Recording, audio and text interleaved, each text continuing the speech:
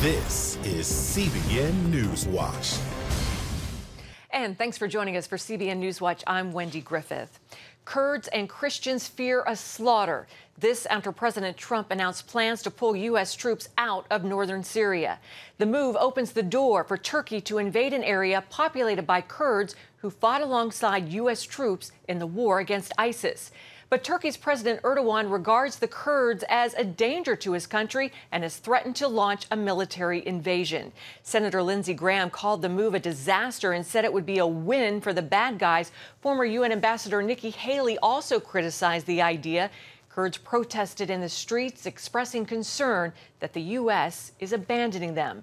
President Trump issued a series of tweets defending his decision, but finished with this. If Turkey does anything that I, in my great and unmatched wisdom, consider to be off limits, I will totally destroy and obliterate the economy of Turkey. I've done it before. The Associated Press reports the administration may be walking back on that announcement. Two State Department officials told the AP only about 24 American troops will leave the area. So how are people in the region reacting to President Trump's Syria announcement? Senior international correspondent George Thomas is in Istanbul, Turkey, and our Middle East Bureau Chief Chris Mitchell is joining us now from Jerusalem. Welcome to you both, gentlemen. First, George, what's the buzz in Turkey and the reaction to Trump's announcement regarding the troop withdrawal from Syria? Look, this is something the Erdogan party has been asking, pressing, pushing the White House for months. Pretty much since last year when the president, in a dramatic moment, announced that he was going to withdraw 2,500 of our U.S. troops stationed in northeast Syria, and then obviously walked it back after Lindsey Graham and a host of others across the political spectrum criticized him for that move. Erdogan has been pushing him since that time to make a promise, to deliver on his promise that he would move U.S. troops out of the region. Well, that happened on Sunday night in a very dramatic moment when President Trump told Erdogan that you have, in essence, the green light. And so it's welcomed by this party, by this government here in Istanbul, something that they've been waiting for a very, very long time. Thanks, George. Well, Chris, you have spent a lot of time with the Kurds in Syria and Iraq. Earlier this year, you visited a new Kurdish Christian church in northern Syria. What have the Kurdish Christians told you about Turkey moving in and taking control of the Kurdish area, and what are their concerns? I'm hearing from the people in Afrin right now is in that area is they're terrified. They think that the Turks are going to come in. And I mentioned Afrin. They think Afrin is the example. When Turkish army came in last year, jihadists came in, they hunted down Christians, they burned churches, and they're terrified for their very lives. I also just came from a prayer meeting where people were just crying out to God that somehow President Trump would reverse this decision because they feel many Christians' lives and this new government is at stake. Thank you so much, Chris. And we do have a delay with your signal. George, back to you in Istanbul. President Trump says he wants Russia, Iran, Iraq, Turkey, and Syria's Assad, not the United States, to determine the future of Syria. Syrian President Assad and Turkey as President Erdogan are enemies. What is the likelihood of them working this out without an expanded war? Look, the Kremlin telegraphed a very clear signal to the Assad regime and as well as to the Erdogan regime about the territorial integrity of Syria. The idea of the Turks coming across the border into northern Syria obviously is not something that the Kremlin, Moscow, is going to welcome. But listen, this is the reality. When a nation has been at war for 4 or 5 years, 200,000 people who have been displaced, millions of people who've been displaced. This is the process of carving up Syria, and so there's this tug of war for various pieces of the region, and whether these various players can come together. Clearly, the White House is telegraphing to the entire region that they do not want to be part of the divvying up of the region, and they want the folks in the region to sort it out pretty much by themselves. But look, this is monumental. This is clearly sending a signal to the Kurds that we are dropping them like a bad habit. I mean, keep in mind, 4 or 5 years ago, when we were looking for a partner in the region to go after Syria, the Kurds came right to the forefront, and they joined the U.S. coalition, joined the United States in that battle against ISIS. And what the president said on Sunday is basically, we don't care about you anymore, and you're on your own. And that is not a signal that the Kurds nor our allies in the region need to be hearing from the Trump administration. Right, George Thomas for us in Istanbul, Chris Mitchell in Jerusalem. Gentlemen, thank you both for providing those insights. We appreciate it. Well, a second whistleblower has come forward with what the person's lawyer says is firsthand knowledge of President Donald Trump's dealings with Ukraine's leader. President Trump denounced it as a political tactic. Dale Hurd has the story. This morning, President Trump reacted to news of the emergence of a second whistleblower in the ongoing impeachment inquiry against him, tweeting, "Why are people surprised? The partisan whistleblower was very wrong on what was said on my perfect no-pressure call with the Ukrainian president. Bring in another whistleblower from the bench." And as for the identities of the whistleblowers, Republican Senator Lindsey Graham says Trump should be able to confront his accusers. The whistleblower's allegations are turned into an impeachment article. It's imperative that the whistleblower be interviewed in public under oath and cross-examined. Senator Mitt Romney has been the most outspoken Republican against the president, calling the president's comments wrong and appalling.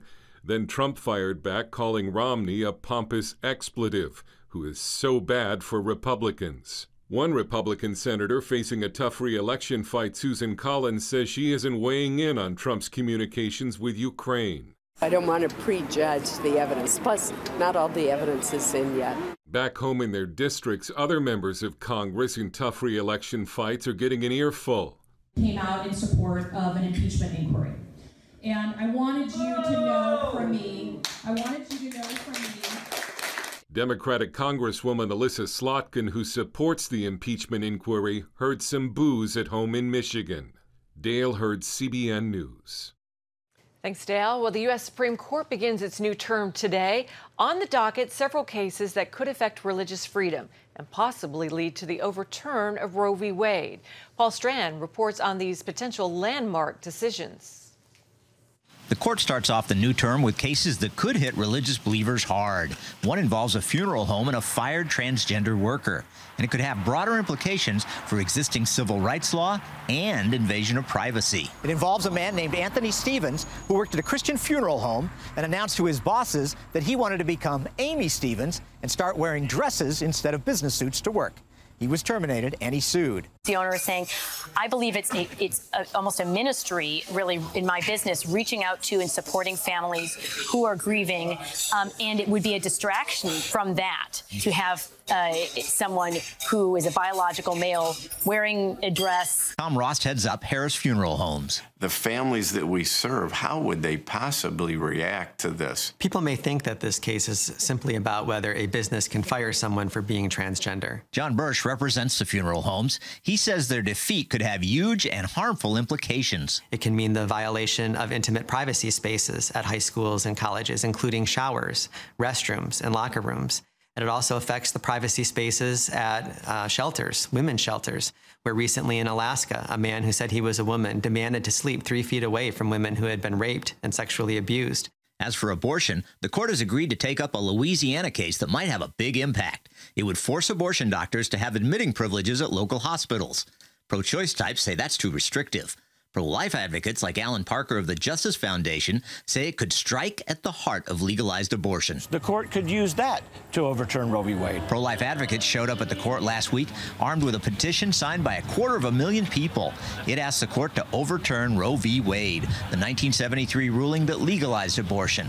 And many believe now is the best opportunity in years to tackle Roe. There is new evidence, new scientific evidence, new facts that this court needs to consider, and that would justify overturning the precedent of Roe versus Wade. There's about 10 or 15 cases that could be the one that overturns Roe v. Wade that are moving towards the Supreme Court. The reason the people who are big advocates for religious liberty hope that the court will take up more of their kind of cases is because, especially with 2 Trump appointees, they feel that the justices are leaning more favorably towards people of faith. Paul Strand, CBN News, reporting from the Supreme Court. Thank you, Paul. Well, a key witness in the Amber Guyger murder trial was shot and killed Friday. Joshua Brown, a neighbor of Botham Jean and Guyger, lived across the hall from John and testified about the night he was killed. Police are now searching for a suspect and a motive. A 40-year-old mother of 3 hears terrifying news from her doctor. Hear how an experimental liver transplant saved her life. Introducing the CBN Bible from CBN.com. Now, an easier way to study the Bible and grow in your faith. Highlight your favorite verse. Read separate versions at a glance. Click and read a commentary. Or cross-reference your favorite verse using the Strong's Concordance. All the right tools to study the Bible, all in one place. The CBN Bible, available at cbn.com/Bible or the iTunes App Store. It has the power to influence weight loss, boost your immune system, and improve brain function. We've seen an explosion of data on the role of the gut microbiome in health. The free Build a Better Gut booklet reveals the latest information about the gut microbiome. You'll discover how your gut affects the rest of your health. The gut microbiome has been linked to depression and cancer and heart disease. Learn how to build a stronger, healthier gut. The microbiome, if it's in good composition, are really protecting us all the time from more invasive things. Get the Build a Better Gut booklet, free from the Christian Broadcasting Network. Call 1-800-700-7000 or go to cbn.com/buildabettergut. You need to make sure that your microbes are working with you, not against you. And if you order online, you'll get immediate access to the Build a Better Gut series, a digital copy of the booklet, and related bonus material. Build a Better Gut today. Call 1-800-700-7000 or go to cbn.com/buildabettergut for your free copy. Here, we're committed to a heritage of rigorous scholarship dating back over 1,000 years. And to a faith tradition dating back 1,000 more. This is how we create a culture of inquiry where no topic is off limits. And a culture of hope. Anything's possible! It's Christian leadership. And it's changing the world for the better. It's higher learning. It's greater knowing. It's what makes us whole. It's what makes us Regent.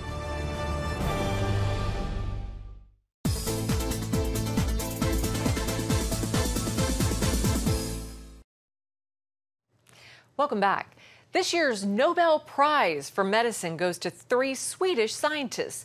William Kaelin, Sir Peter J. Ratcliffe, and Greg Semenza are receiving the award for their discoveries of how cells sense and adapt to oxygen availability.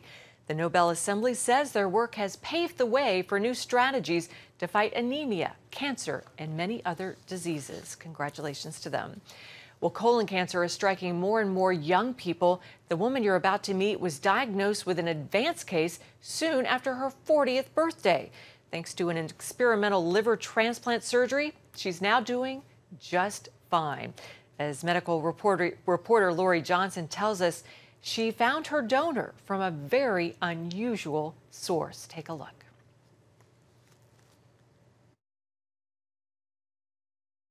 On the outside, Carol Matika looked like the picture of health. In 2016, she experienced pain following a strenuous hike and visited the doctor. Expecting a minor report, the diagnosis caught her totally off guard. He said, I believe you have a large tumor in your colon. And he said, I believe that your cancer from your colon has went into your liver. And he said, this is probably the worst case scenario. The good news, surgeons removed the diseased portion of Carol's colon. Since the cancer had spread to her liver, however, doctors told her chemotherapy was the only option. Given the average survival is just 2 years, Carol's first thought was her family. My kids, certainly. So they instantly came to my head. Am I going to see them grow up? Then doctors at the Cleveland Clinic told her about a new option. Carol was eligible for an experimental liver transplant from a live person. Basically, it consists in removing about 60% of the liver from a healthy person, a healthy donor, and transplanting that part to a person that is in need. Given her desperate situation, Carol started looking for a donor. Her pastor at St. Mark's Lutheran Church in Van Wert, Ohio, wrote about Carol's need in the Sunday Bulletin. It was like the very second that my eyes saw that and started reading it, just had this feeling come over me that, this is going to be you. You need to do this. After tests, Jason learned he was a perfect match, but doctors warned him there were risks. There's about 4 to 6 patients in 1,000 will die as a result of living donation. Jason still agreed to the transplant, even though he barely even knew Carol. It was a blessing to me. I think I cried for probably the first week. The difficult surgery was a complete success. Carol and Jason, who are now good friends, both recovered beautifully and feel great. It's given me the chance to see my John. He's graduated now. And my Joseph is going to graduate. And my Nick is at Dartmouth. And I didn't know that I would get to see Drew graduate from high school. But I get that opportunity now because of what Jason has given to me. So many people have come up and said, it's so great what you did, and it's amazing, you're such a great person. And I always have to step back. I'm like, no, it's not. You don't understand that I was called to do this. Thanks to the transplant, doctors estimate Carol's chance of survival increased from 10% to 60% after 5 years. Great news for Carol and many others facing a similar diagnosis. In addition to the surgery, doctors also conducted genetic testing on Carol. They found what they believe can cause colon cancer at such a young age. Doctors now know mutations in the BMP1A and SMAD4 genes can cause polyps to form in the colons of teenagers. If left untreated, these polyps can develop into colon cancer, which can spread to the liver. Since these mutations are usually inherited, Carol's 4 children also underwent genetic testing. Doctors learned 2 carried the problem gene. Both then underwent colonoscopies, at which time doctors discovered problems and treated them. Jonathan had several polyps removed.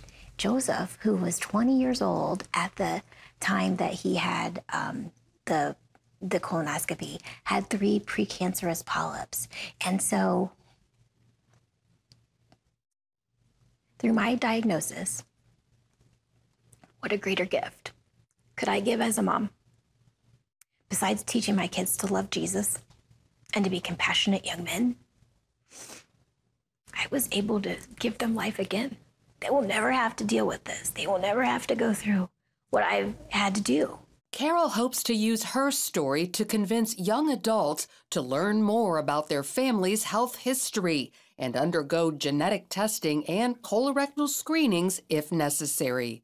Lori Johnson, CBN News.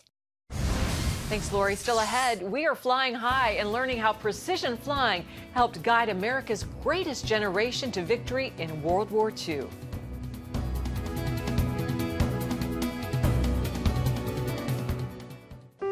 Life. It's meant to be lived fully. Jesus said it. I came to give you life. Life to the fullest. Life in your family. Life in your finances. Life in your body, mind, and spirit. Life in your everyday. At CBN.com, we're taking what Jesus said seriously. We're here to help you discover life. Life. Live it fully. CBN.com. Want to be a part of a community that inspires your spiritual growth while winning prizes? The all-new MyCBN app. Connect with the community for prayer and encouragement. Track and set spiritual goals. Enjoy conversation starters with friends and family. And collect points to win prizes. The all-new MyCBN app.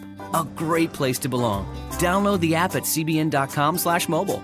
Grow, connect, have fun. The the all-new MyCBN app. Watch breaking news, in-depth exclusive stories and programs, from health to entertainment, you won't find anywhere else. The CBN News Channel, a perspective you can trust. Enjoy credible news reporting from around the world. Discover inspiring programs and stories of hope, all in one place, from a Christian perspective. The CBN News Channel, a perspective you can trust. Check your local listings or visit cbnnewschannel.com. Come home to the sounds of Southern Gospel from CBN Radio. You'll enjoy a rich Southern blend of bluegrass, classic gospel, and Southern gospel favorites like the Gaithers, the Crab Family, and bluegrass sounds like Mountain Faith. So make yourself at home with the all-new CBN Southern Gospel, now available at cbnradio.com.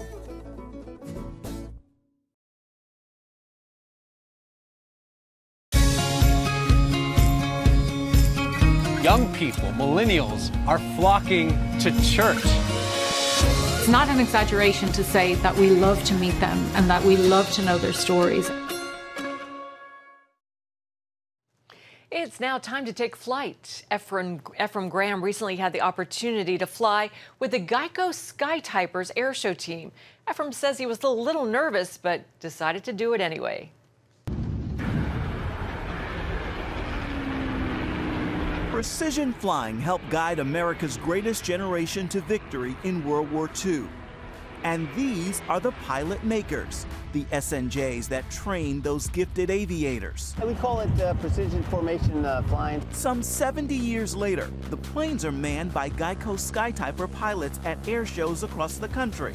And today, I'm flying with Mark Gucci, a former Navy pilot who's been flying for more than 30 years. Just minutes away from going up, tell me what sets this flight apart from any other flight I'll experience. This flight you're going to experience formation flight using World War II aircraft, the Navy T-6 SNJ, which the greatest generation used to win World War II. And we are going to demonstrate to you the tactics, formations, and maneuvers that allowed the greatest generation to win, and these tactics are still used today, even in today's Navy and Air Force. You, as a pilot for as long as you have been, right before flight, what's going on in your head? What's going on in your heart? What are you thinking? Just like an athlete, you get into your cockpit, you strap in, and it's just procedures, knowledge, what's briefed, what's the mission, and we'll take it at that. Today our job is to introduce what we do to you and to make sure you're safe and have a good time. With that, it is time to climb aboard and prepare to take off. We've got a few cameras, so we're taking you along for the journey.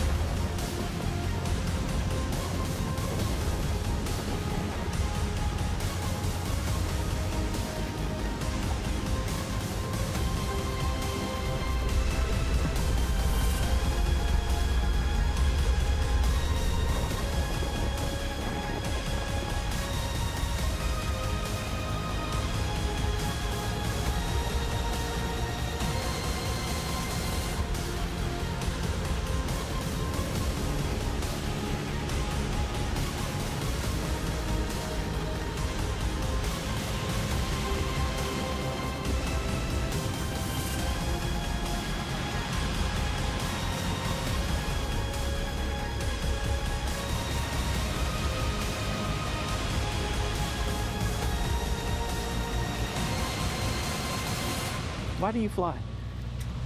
I love freedom. From up here, freedom is indeed beautiful, including the tricks that come with the flight. It's all the action without having to dodge and attack. Every maneuver is calculated. Every maneuver has a way out.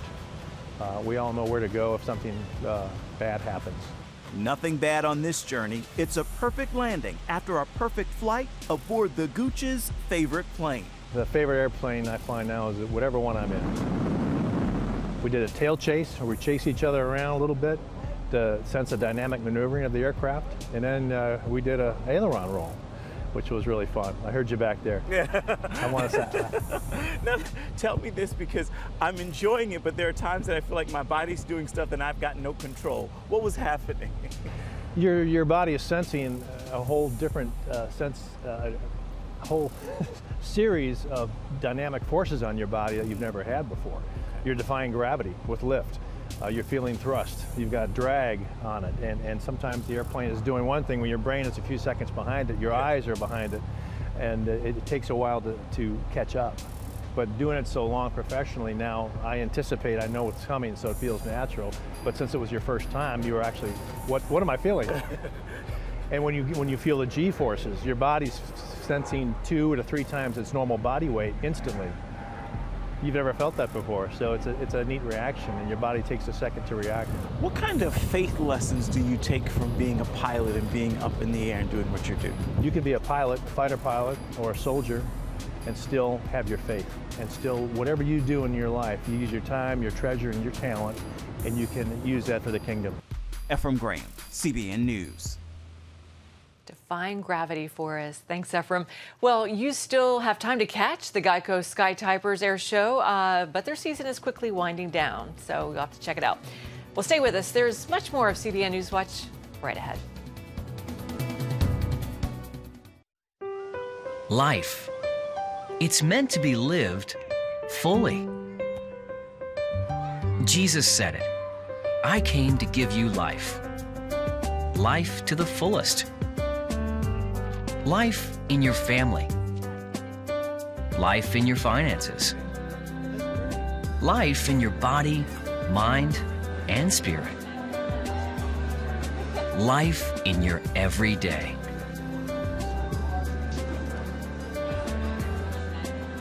At CBN.com, we're taking what Jesus said seriously. We're here to help you discover life. Life. Live it fully. CBN.com.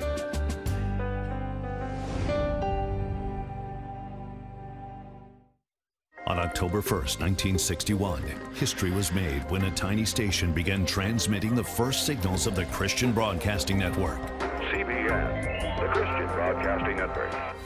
And now, a new era has begun with the all-new CBN News Channel.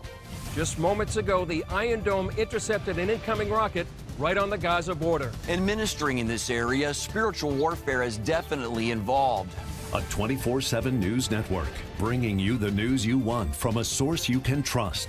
In Kenya, 40% of the medical services are actually provided by these Christian hospitals. Let's talk about the economy. Believers here are joining together to win people to Jesus Christ. All your favorite shows now in one place. Go to CBNNewsChannel.com to find out how to get the CBN News Channel on your TV all day, every day. CBN News. And finally, Kanye West held his latest Sunday service in Utah with crowd estimates at 7,000 to 10,000. West performed one song himself, Jesus Walks, from his 2004 album, The College Dropout. Other musicians and choirs also performed. The Salt Lake Tribune reported West prayed and testified about his journey to a relationship with Jesus. West briefly talked politics. Fox News reports he defended his support for President Trump, saying the Republicans freed the slaves and that it's, quote, mental slavery to make political decisions based only on race. Well, that is going to do it for this edition of CBN NewsWatch. Remember, you can find more of our news programs on the CBN News Channel anytime or online with CBNNews.com. Also, be sure to tell us what you think about the stories you've seen here today by emailing us at newswatch@cbn.com or talk to us on Facebook, Twitter, and Instagram. We hope you'll join us next time. Until then, from all of us here, have a great day and God bless you.